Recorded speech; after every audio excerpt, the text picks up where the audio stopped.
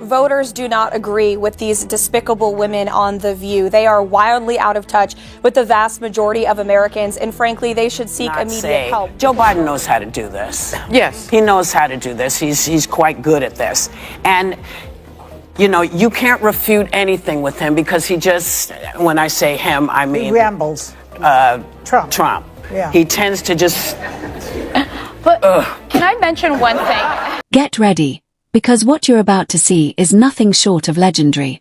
Karoline Leavitt just took on The View's woke brigade and left them scrambling.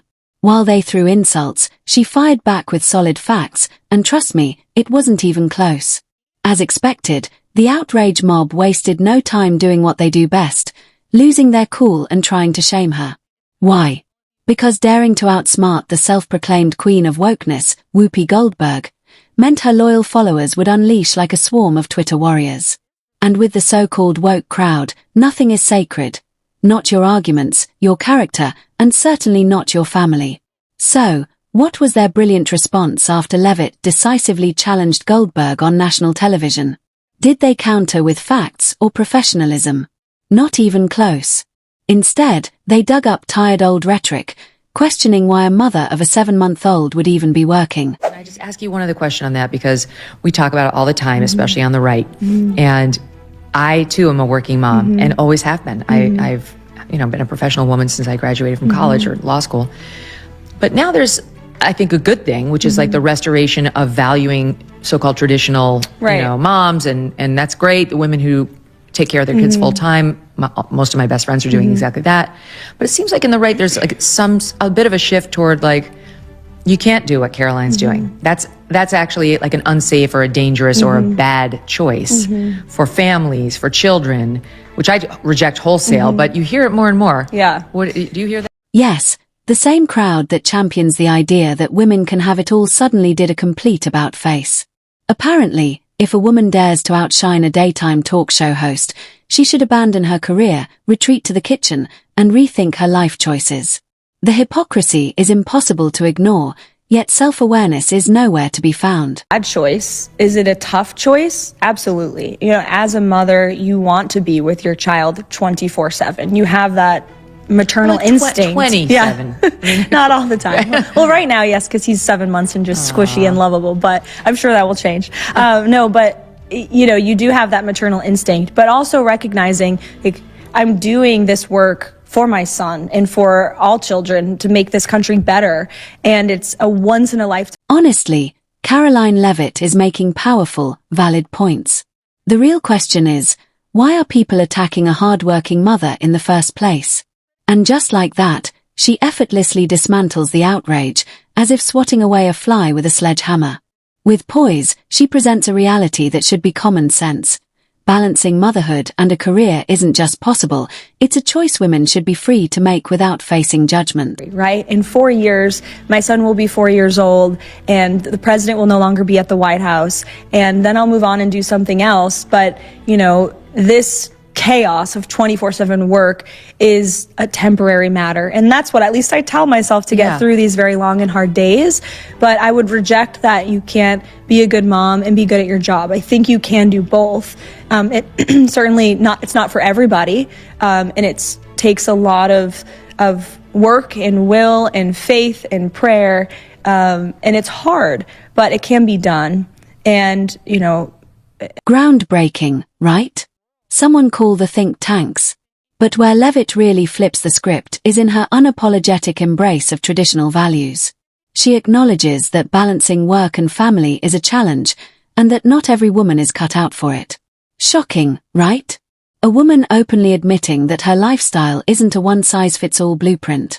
While the modern narrative insists that women must have it all or they've failed feminism, Leavitt offers a more thoughtful perspective. She emphasizes that full-time mothers deserve just as much respect as career-driven women because, believe it or not, raising the next generation is just as valuable as climbing the corporate ladder. In the end, Leavitt doesn't just win the debate, she exposes the double standards for what they really are, performative empowerment laced with mom-shaming. And if you thought the backlash couldn't get more absurd, the left somehow managed to sink to a new low, diving headfirst into conspiracy theories. Senate, are you aware of any plots from Elon Musk to push President Trump down the stairs. Absolutely not. Let me be unequivocally clear about that. And watching this clip, I couldn't help but think how ironic that Whoopi Goldberg and Joy Behar and the rest of the ladies on The View spend their time calling Republicans the conspiracy theorists. But they have been wrong about everything they have said over the last couple of years. They likened President Trump to Hitler. They have mocked him. They have shamed him. They have lied about him consistently on their show. And it was a joy to watch them on November the 6th when they realized that tens of millions of Americans do not listen to the lies that they have spewed. These women are completely out of touch with reality. Yes, the same people who pride themselves on being champions of facts and logic have traded in their science-backed arguments for tinfoil hats. Their latest wild claim. Brace yourself. Apparently, Elon Musk, the billionaire innovator who's busy launching rockets and revolutionizing tech, is secretly plotting to take down Donald Trump by pushing him down the stairs. Yes, you heard that right.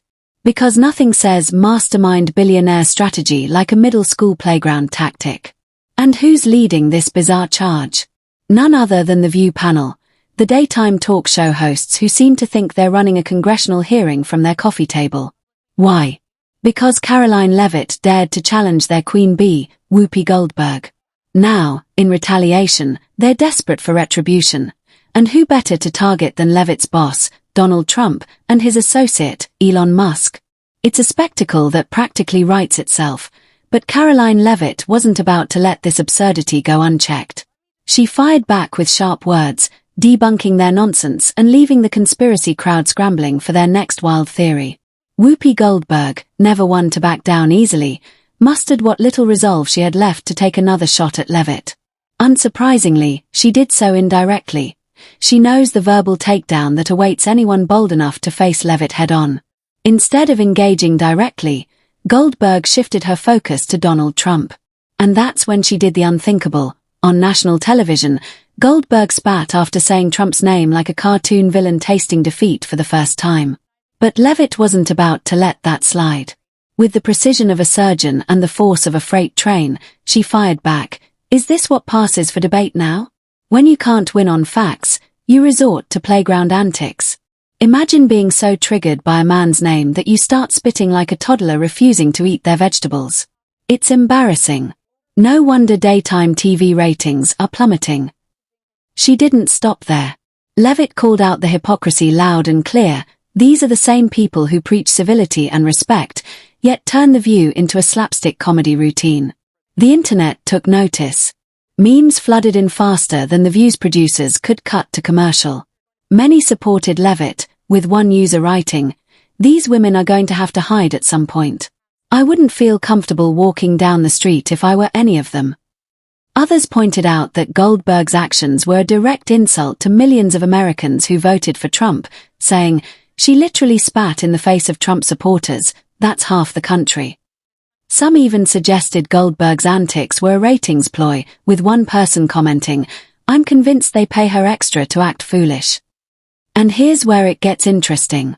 Off camera, when the outrage machine is powered down, some of Leavitt's critics reportedly sneak into her office to thank her. Yes, you heard that right. They privately shake her hand, whispering their gratitude for the media access they couldn't get under Biden's press team. Publicly, they paint her as a right-wing villain, but behind closed doors, they're all smiles, thanking her for doing her job. Hypocrisy. Absolutely. Leavitt isn't just schooling the woke crowd with sharp comebacks, she's exposing their double standards for what they are, performative empowerment laced with mom-shaming. She doesn't need a focus group, a PR consultant, or a thesaurus. She speaks from the heart, plain and simple, while her critics rely on manufactured talking points. She doesn't just talk, she backs it up with facts, receipts, and a level of confidence that leaves her critics speechless. While the left engages in mental gymnastics to avoid offending their own echo chamber, Leavitt is out here saying exactly what everyone else is thinking. The best part. She doesn't just talk, she dismantles their arguments before they even hit post. In a world drowning in virtue signaling and performative outrage, Leavitt's authenticity is a threat to those whose platforms are built on smoke and mirrors.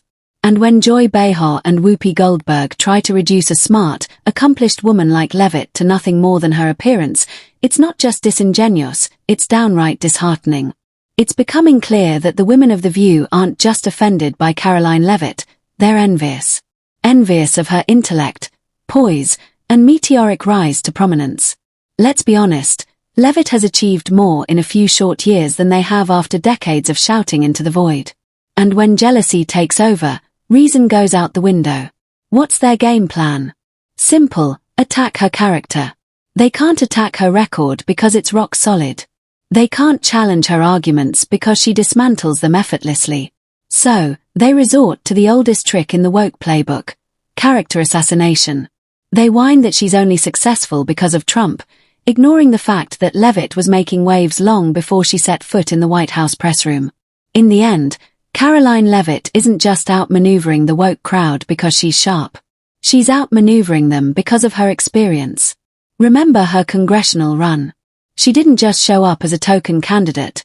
She steamrolled her opponents and made the establishment sweat. When Leavitt steps up to the podium, she's not just showcasing youthful confidence, she's drawing from real-world experience. That's why the left can't stand her. She's everything they claim to champion but secretly fear: smart, resilient, effective. And when Whoopi and her crew try to take her down with insults, Leavitt effortlessly throws receipts right back at them.